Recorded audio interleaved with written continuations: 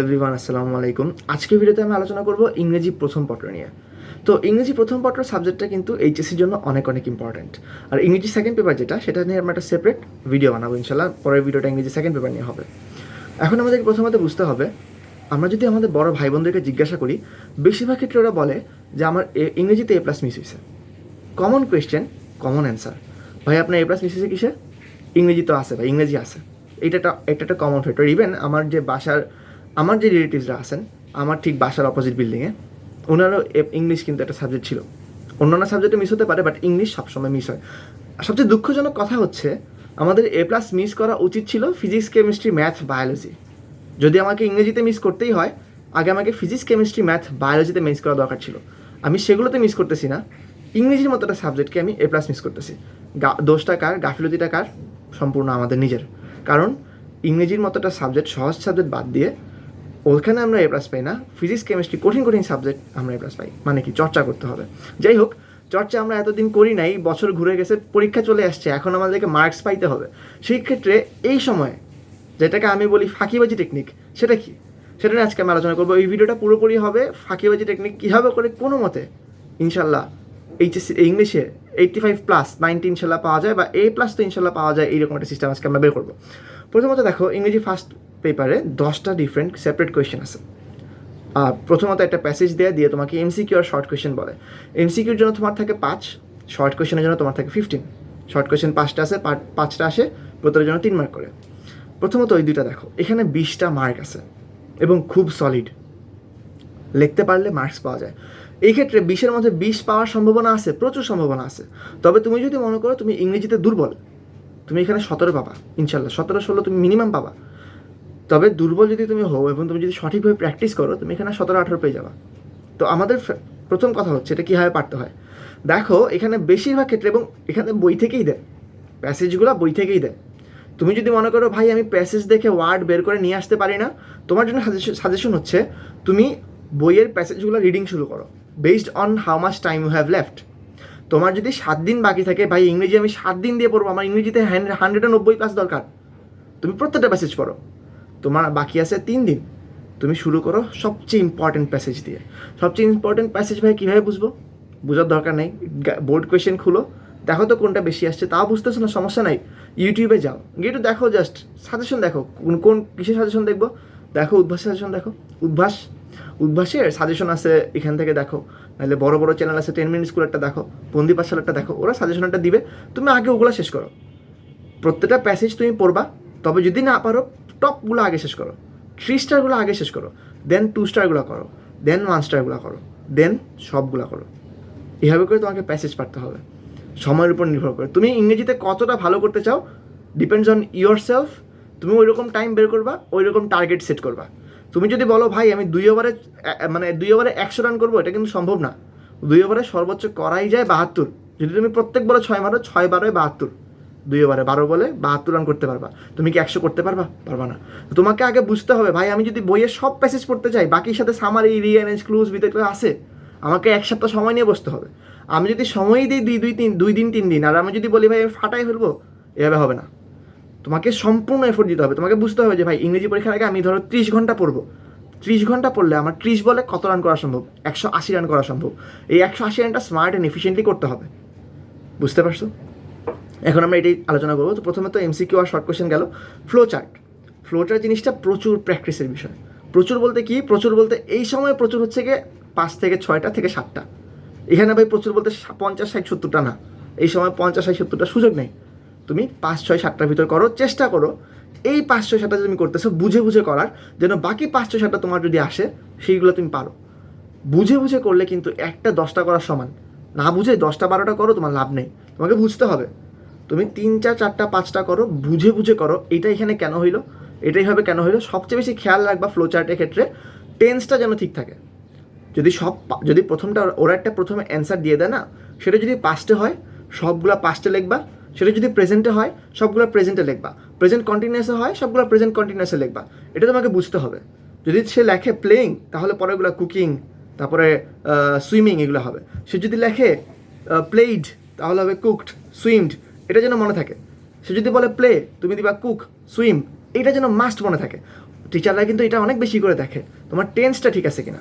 Next আমরা যাই সামারিতে। Summary হচ্ছে গিয়ে সাধারণত সচরাচর যে বানায় লিখতে পারে না তার জন্য একটু টাফ, যে বানায় লিখতে পারে তার জন্য অনেক ভালো। তবে একটা প্লাস পয়েন্ট এখানে আছে, আমাদের ক্ষেত্রে শর্ট সিলেবাসে সামারি কিন্তু হাতে গোনা কয়েকটা সাধারণত, এবং 95 থেকে 96% কেসেসে এখানে বাইরে থেকে কোনোভাবেই কোনো প্যাসেজ কিংবা কবিতা দেয় না তোমাকে সামারি করতে, বইয়ের ভেতর থেকে আসে। একটা গাইড নাও, তোমার যদি গাইড থাকে তুমি গাইড নাও, গাইড না থাকলে সমস্যা নেই, বইটা থেকে একটু বুঝো। ইউটিউবে অনেক অনেক সলিউশন আছে, তুমি জাস্ট ওই প্যাসেজগুলোর সামারি সার্চ করো। যদি তোমার গাইড না থাকে, গাইড যদি থাকে তুমি সেখান থেকে সামারিগুলো মুখস্থ করে ফেলো।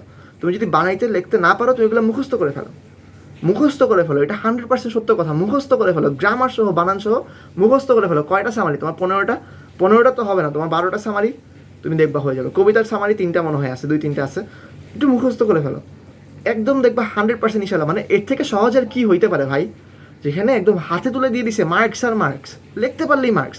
সেটা মুখস্থ না করে যাইও না, অ্যাটলিস্ট পড়ে যাও, বুঝে যাও। আমি এক্সাম হলে গিয়ে বুঝবো পরে এটা লিখবো, এটা তুমি করতে যাইও না। 100% সামারিটা প্লিজ মুখস্থ করে যাও, না পারলে বুঝে যাও। হ্যাঁ, মানুষ বলতে পারে ভাই মুখস্থবিদ্যা প্রমোট করতেছে না, মুখস্থবিদ্যা প্রমোট করতেছি না, কিন্তু বাস্তবতা হচ্ছে যদি আমি ইংরেজি না পারি, যদি আমি বানান গ্রামার না পারি, তাহলে আমার পরীক্ষার হলে খামাখা বানায় লেখার দরকার নেই, আমি ইংরেজি শিখবো পরে। আপাতত মুখস্থ করি, 2টা মাস পরে পরীক্ষা দিয়ে ইংরেজি শিখে আইএলটিএস দিব, কোনো সমস্যা নেই ইনশাল্লাহ। ঠিক আছে, পরে উইথ ক্লুজ। উইথ ক্লুজটা কীভাবে হয়? উইথ ক্লুজটা অনেক কিছু সাধারণত আমরা সবাই পারি, বাট পরের যে পার্টটা উইদাউট ক্লুজ এটা অনেক হার্ড, অনেক হার্ড। মানে ইংরেজি যারা টপারও আছে আমি দেখছি আমার নিজের কলেজে, শীর্ষস্থানীয় কলেজগুলোর একটা, ঢাকার বাইরে সিলেটে আর কি, আমি আপাতত সিলেটে পড়তেছি, তো সেখানে একটা শীর্ষস্থানীয় কলেজ, সেইটার টপার সে পর্যন্ত উইদাউট ক্লুজে কিন্তু স্ট্রাগল করে। ইভেন আমার টপার ফ্রেন্ডরা উইদাউট ক্লুজে স্ট্রাগল করতেছে। এটা করার একটা কারণ হচ্ছে অনেক প্রবলেম আছে এই কোয়েশ্চেনগুলোতে, এটাতে পার্টস অফ স্পিচ অনেক কিছু আছে। সো এটাতে আমি ধরলাম তুমি মার্কস কম পাবা। কেন? কারণ যদি তোমার ইংরেজি অবস্থা খুবই খারাপ হয়, আমি আশা করবো না যে তুমি উইদাউট ক্লুজ দিয়ে প্রথমে শুরু করবা। সো উইদাউট ক্লুজটা একদম লাস্টে, এবং তোমার কাছে যদি সময় হয় মাত্র 2 থেকে 3 দিন সব কিছু মাস্টার করে উইদাউট ক্লুজে তুমি 10-এ 10 পাবা, সম্ভাবনা খুবই কম। তাই ধরলাম তুমি 7 থেকে 8 পাইছো, এটা নিয়ে চিন্তা করবে না। আর উইথ ক্লুজ কী করবা? উইথ ক্লুজ তুমি টেস্ট পেপারটা খোলো, দেখবো অনেক ইজি, অনেক ইজি। জাস্ট একটু স্ট্রাকচারটা চিন্তা করো, দেখো তো কোনটার পরে কী বসে, অনেক ইজি। প্র্যাকটিস করো, প্রথম কথা হচ্ছে এবং শেষ কথা হচ্ছে উইথ ক্লুজ এবং উইদাউট ক্লুজ নিয়ে প্র্যাকটিসের কোনো বিকল্প নেই। উইদাউট ক্লুজটা একটু টাফ, একেবারে লাস্টে ধরো, বাট অবশ্যই ধরে যাবা, অবশ্যই 5-7টা করে যাবা। আর উইথ ক্লুজও সেম, এইভাবে তোমাকে প্র্যাকটিস করতে হবে। রিঅ্যারেঞ্জ, ভাই রিঅ্যারেঞ্জটা হচ্ছে 5, 5, 5, 6, 7 স্টার মুখস্থ করতে হবে রিঅ্যারেঞ্জ। আবার বলো মুখস্থবিদ্যা না, মুখস্থবিদ্যা না, এখানে কিছু করার নেই। তোমার রিঅ্যারেঞ্জগুলো মাঝে মাঝে এত কনফিউজিং হয়, ওটা বানায় দেয়া, মানে ইংরেজি যে বড় বড় সায়েন্টিস্ট নিয়ে আসো বা ভাষাবিদ নিয়ে আসো তারাও লিখতে পারবে না। কারণ অবভিয়াস ভাই, একটা স্টোরিকে তুমি এভাবে বলতে পারো, একটু এভাবে বলতে পারো, স্টোরি যে কোনোভাবে হইতে পারে, বাট কোয়েশ্চেন পেপার কী করে ডিমান্ড করে এক্স্যাক্ট আনসার।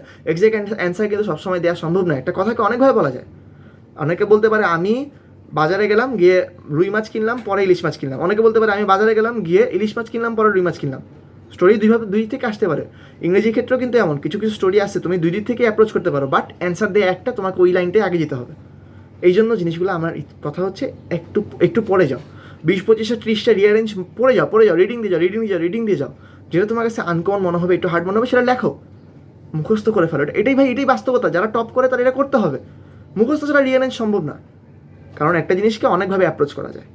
এটা তুমি এক্স্যাক্ট কী অ্যান্সার চায় সেটা তো তুমি জানো না, তুমি একটু মুখস্থ করে ফেলো, একটু পড়ে ফেলো। এখন আসছে আমাদের রাইটিং পার্ট। যে লিখতে পারে বানায় তার জন্য রাইটিং পার্ট পার্টির মতো, সে তো বানায় বোনায় লেখে কিছু পড়ে না। যে একটু আমরা দুর্বল আছি তাদের জন্য কথা হচ্ছে এখানে একটু রিডিং দিতে হবে, প্রচুর পরিমাণে রিডিং দিতে হবে। এবং ট্রাস্ট মি, তুমি যদি 3টা গ্রাফ জাস্ট লেখো, তোমার সময় লাগবে 1 ঘন্টা, বাসায় বসে প্র্যাকটিস করবা। 3টা গ্রাফ তুমি একবার লেখো বসে বসে, একটু গাইড দেখে দেখে সুন্দর করে স্ট্রাকচার দিয়ে লেখো। এক্সামে যদি তুমি না পারো, ইনশাল্লাহ তুমি আমাকে বইলো এসে, ভাই রিপোর্ট মাইরো এসে, ভাই তোমারটাতে তুমি স্ক্যাম করো, তোমার কথা কোনো দাম নেই, ফালতু ভিডিও বানাইছো, বইলো এসে। বাট তুমি আগে আমাকে ট্রাস্ট করো, তুমি লেখো, তুমি 3টা গ্রাফ মিনিমাম একদম সুন্দর করে খাতায় দেখো। বাকি তুমি রাফ করতে পারো, 2-3টা রাফ তুমি এমনি লিখতে পারো, 3টা তুমি এক্সামের মতো করে লেখো। স্টোরি কিন্তু এখন একটা মহা বিপদ এখন আমাদেরকে ধরতেছে। সবসময় সব যে স্টোরি বই থেকে দেয় এমন না, এখনকার স্টোরিগুলো অনেকগুলো হচ্ছে আবার ক্রিয়েটিভ স্টোরি দেয়, এটাকে ক্রিয়েটিভ স্টোরি বলে, বানায় লেখা। এই ক্ষেত্রে তোমাকে কী হবে জানো, তুমি যখন রাইটিংগুলো করবা, তুমি একটা স্টোরি তুমি একটু বানায় লেখো তো, বা 2টা স্টোরি তুমি বানায় লেখো। মুখস্থ যে স্টোরিগুলো আছে ওটা লেখা লাগবে না, রিডিং দিয়ে যাও। তুমি 2-3টা স্টোরি, 3টা স্টোরি তুমি বানায় লেখো, একেবারে বানায় লেখো। টপিক নাও, দেখো কোন কোন ক্রিয়েটিভ স্টোরিগুলো বোর্ডে আসছে, একটা ক্রিয়েটিভ স্টোরি নাও, নিয়ে বানায় লেখো। বানায় 3টা স্টোরি লেখো, ইনশাল্লাহ লেখো। লেখার পরে তুমি যদি লিখতে পারো ভাই, তুমি আমাকে দরকার হলে জানাও এসে ভাই কমেন্টে ডান, দেখবা ইনশাল্লাহ প্রিপারেশন ভালো হবে। তুমি ট্রাস্ট করো, তুমি করো। ইনফর্মাল লেটার, এখন ইনফর্মাল লেটারটা কী করবো? সো ইনফর্মাল লেটারটা আবারও সেই স্ট্রাকচারটাকে মুখস্থ করে নিতে হবে। স্ট্রাকচার আবারও সেই মুখস্থবিদ্যা, মুখস্থ ওয়ার্ডটা আমি ইউজ করতেছি, ইচ্ছা করে ইউজ করতেছি, এটা মুখস্থই। স্ট্রাকচারটা তোমাকে মুখস্থ করতেই হবে। তুমি কি স্ট্রাকচার বুঝবা? স্ট্রাকচার কি বোঝার কিছু আছে? যে ফ্রম কি, টু কি, সেন্ট কি, এগুলো কি তোমাকে এখন মানে মুখস্থ করার মানে বোঝার কিছু আছে? এগুলো মুখস্থ করতে হবে, তোমাকে লিখতে হবে। তুমি 3বার লেখো, 3টা ইনফর্মাল লেটার তুমি লেখো, 3-3-9 তুমি লেখো। লেখার পরে তুমি দরকার হলে টেক্সটটা বোনাস লেখো। তোমার যদি 10টা রাইটিং পার্টে তুমি 10টা জিনিস আলাদা করে লেখো, বানায় ক্রিয়েটিভ করে লেখো। কারণ দেখো, গ্রাফ চার্ট স্টোরি যদি ক্রিয়েটিভ আসে, গ্রাফ চার্ট তো ক্রিয়েটিভ, ইনফর্মাল লেটারও এক প্রকার ক্রিয়েটিভ, স্টোরিটা যদি ক্রিয়েটিভ আসে, তোমার 3-3-9 এবং একটা এডিশন 10টা তুমি ক্রিয়েটিভ জিনিস নিজে থেকে বানায় লিখতেছো। সেইগুলো করার পরেও এক্সাম হলে যদি যে কোনো রকমের রাইটিং আসে, সেটা লিখতে কি তোমার অসুবিধা হবে? আর অসুবিধা হওয়ার কথা না। তাহলে এটা হচ্ছে আমাদের পুরোপুরি একটা মাস্টার প্ল্যান, বেশি সময় লাগবে না। পুরোপুরি 3 দিনে ইনশাল্লাহ ইংরেজির বস হওয়া যাবে। টেম্পোরারি বস, এগুলোকে বলা হয় টেম্পোরারি মুখস্থবিদ্যা, ফাঁকিবাজি বস। এগুলো আমাদের এখন করতে হবে। আমরা যারা উইক আছি, আমাদেরকে এখন এটাই করতে হবে। তো কী করবো আমরা? এমসিকিউ এবং শর্ট কোয়েশ্চেন আমরা জানি, এটা আমাদেরকে প্রচুর পরিমাণে প্র্যাকটিস করতে হবে। চ্যাপ্টারে রিডিং দিতে হবে, প্যাসেজগুলো suggestion wise 3 star 2 star 1 star এরকম পড়তে হবে। ফ্লো চার্টের ক্ষেত্রে আমাদেরকে টেন্সটা খেয়াল রাখতে হবে। টেন্স খেয়াল রেখে সবগুলো জিনিসটা পারফেক্টলি কয়েকবার প্র্যাকটিস করতে হবে এবং দেখতে হবে যে টেন্স যে মানে কুকিং এগুলো তোমাকে আমি একটু আগে এক্সাম্পল দিচ্ছি, সেগুলো তুমি বুঝে নিবা, একটু এখান থেকে মানে আবার রিভিউ করে নিবা। আমি আর বলতেছি না, ভিডিওটা লম্বা হবে। সামারির ক্ষেত্রে তোমাকে বললাম যে মুখস্থ করে ফেলো পারলে ভাই, তুমি বানায় লিখতে পারো, বুঝছি তুমি লিওনার্দো দা ভিঞ্চি হইতে পারো, তুমি সমস্যা জেকে রাউলিং হইতে পারো, আমিও হইতে পারি, কিন্তু আমরা মুখস্থ করলে মার্কস বেশি পাবো। আমি যদি মুখস্থ করলে মার্কস বেশি পাবো, তুমি যত ভালোই লেখো না কেন, তাই না? এটা বাস্তবতা না? বইয়ের ভাষা তো বইয়ের ভাষাই, সুন্দর করে যদি লিখতে পারি, 2-3টা মুখস্থ করলে যদি মিক্স করি, তাও তো সুন্দর হয়। একটা দিয়ে অনেক সুন্দর হয়। মুখস্থ তো মুখস্থই, বইয়ের ভাষা লিখলে সবাই পছন্দ করে। উইথ ক্লোজ প্র্যাকটিস, প্রচুর পরিমাণে প্র্যাকটিস, এর বাইরে কোনো উপায় নেই। উইদাউট ক্লোজ তো প্র্যাকটিসের উপরে প্র্যাকটিস, বাট একদম লাস্টে প্র্যাকটিস, হ্যাঁ, একদম লাস্টে ধরবা। রিয়ানেসটা হচ্ছে প্লিজ মুখস্থ করে ভালো। বিশ্বাস করো, একটু মুখস্থ করতে কোনো কষ্ট হয় না। তোমার 30টা তুমি যদি রিয়ানাইজ নিয়ে বসো, তুমি রিডিং দিলে 25টা তুমি এমনিতেই পারবা। 5টা তোমাকে মুখস্থ করতে হবে, মানে 25টা তুমি বুঝবা প্যাটার্ন, 5টা তুমি দেখবা ইউনিক। ওগুলো একটু মুখস্থ করে ফেলো। কতক্ষণ লাগবে? 2 ঘন্টা 2.5 ঘন্টা, একটু দিবা না, এফোর্ট দিলেই হবে। গ্রাফ চার্ট বললাম, ক্রিয়েটিভ রাইটিং করো। প্রথমে তুমি প্রত্যেকটা গ্রাফ চার্ট পড়ো, 20টা পড়ো। পড়ার পরে তুমি 21 নাম্বারটা ক্রিয়েটিভ লেখো, নিজে থেকে বানায় লেখো। স্টোরি তুমি সেম কাজটা করো। তুমি সবগুলো রিয়েল স্টোরিগুলো যেগুলো সবসময় আসে ক্রিয়েটিভ না, সেগুলো তুমি মুখস্থ করো। মুখস্থ করা লাগবে না, রিডিং দাও ভালো করে। অ্যান্ড দেন যেটা ক্রিয়েটিভ স্টোরি আসে, সেটা তুমি বানায় লিখে ফেলো। সরি, ক্রিয়েটিভ স্টোরি যে 3টা আছে, তুমি 3টা বের করবা। 3টা তো আসে না ফিক্সড, আরও অনেক থাকতে পারে। তুমি 3টা নিয়ে 3টা লিখবা। একইভাবে স্টোরি কাজ মানে গ্রাফ চার্টে কাজ করো, স্টোরি কাজ করো, ইনফর্মাল লেটারে কাজ করো। 10টা বানায় লেখো। তারপরে তুমি আমাকে বলো ভাই আমার লেখা ডান। দেন তুমি দরকার হলে একটা বোর্ডের কোয়েশ্চেন নিয়ে পুরো একটা পূর্ণাঙ্গ মডেল টেস্ট দাও। কত পাবা আমাকে ইনশাল্লাহ জানাবা। যদি এরপরে না হয় ভাই, তাহলে আমার ভিডিওটা চ্যানেল সব রিপোর্ট মেরে চলে যাও। ইনশাল্লাহ কোনো সমস্যা নেই, তুমি আমাকে রিপোর্ট ফালতু ভিডিও, বাজে ভিডিও বলে কমেন্ট করে দিয়ে যাও। ইনশাল্লাহ আশা করি আমরা সবাই একসাথে একটা ইংরেজিতে অনেক ভালো একটা মার্কস পাবো, আর ইনশাল্লাহ সব কিছু ভালোভাবেই করা যাবে। এই স্ট্র্যাটেজিটা আশা করি ফলো করতে পারবো আমরা সবাই। আমার জন্য তো ভিডিওটা, তাই না? আমিও তো এবার এইচএসসি পরীক্ষার্থী, আমিও অ্যানালাইসিস করি আমার নিজেরটা নিয়ে যে আমি কীভাবে পড়লে ভালো হয়। আমিও ভিডিওগুলো আমার জন্য বানাচ্ছি এক প্রকার, এক্সামের আগে যেন আমিও দেখতে পারি পড়াটা কীভাবে গুছাইছি আমি এই জায়গায় রিভিশন টাইমে বসে। দেন আমি এটাকে ইমপ্লিমেন্ট করবো আমার এক্সামের ঠিক 1-2 দিন আগে ইনশাল্লাহ, বা 2-3 দিন আগে। তো দ্যাটস অল ফর টুডে ভাই। আর ভালো লাগলে অবশ্যই একটা লাইক দিয়ে যাও, লাইক দিলে ছড়ায়, তো ভিডিও বানাতে ভালো লাগে। যদি কোনো কোয়েশ্চেন থাকে কমেন্টে জানাই দিও, আমি ইনশাল্লাহ অবশ্যই এখানে রিপ্লাই দিব। কোনো বিষয় লাগলে কমেন্টে, ভিডিও সাজেশন থাকলেও ইনশাল্লাহ, কোনো ভিডিও যদি চাও সেটা কমেন্টে জানালে ইনশাল্লাহ সব কিছু রিপ্লাই আমি দিয়ে দিব। That's all for today, bye bye.